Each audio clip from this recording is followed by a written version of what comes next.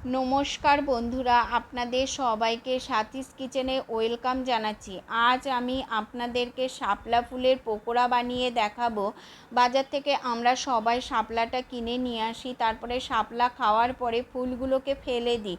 আজ থেকে আপনারা ফুলগুলো ফেলবেন না, বাড়িতে একবার এইভাবে শাপলা ফুলের পকোড়া বানিয়ে খেয়ে দেখবেন আর আমাকে কমেন্ট করে জানাবেন আপনারা কিভাবে বাড়িতে বানান, আমাকে অবশ্যই জানাবেন।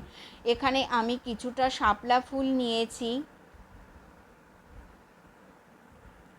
শাপলা ফুলের পাপড়িগুলোকে আমি ছাড়িয়ে নেব। এখানে সাদা অংশটা নিয়েছি, সবুজ আর ভিতরের হলুদ অংশটাকে বাদ দিয়েছি।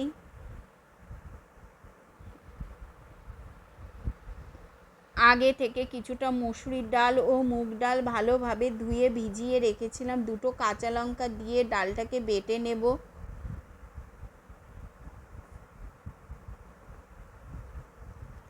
শাপলা ফুলের পাপড়িগুলোকে হাত দিয়ে একটু ছিঁড়ে দিয়েছি। ডাল বাটা দিয়েছি, পরিমাণ মতন পেঁয়াজ, বেসন, কর্নফ্লাওয়ার, লবণ, হলুদ, কালো জিরে ভালোভাবে মেখে নেব। কাঁচা লঙ্কা কুচি, কড়াইতে তেল দিয়ে দেব। তেলটা গরম হয়ে গেছে, পকোড়াগুলোকে আমি সমস্ত ভেজে নেব। গ্যাসের আঁচটা এখানে আমি লো আঁচে রেখেছি। হাইতে দিলে পকোড়াগুলো ভিতরে কাঁচা থাকবে আর উপরে হয়ে যাবে।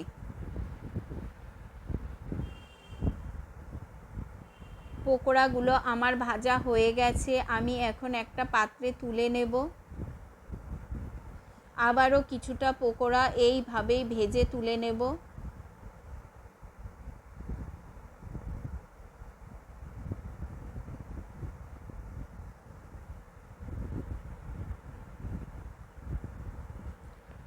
পকোড়াগুলো আমি একটা পাত্রে তুলে নিয়েছি এবং সস দিয়ে পরিবেশন করেছি।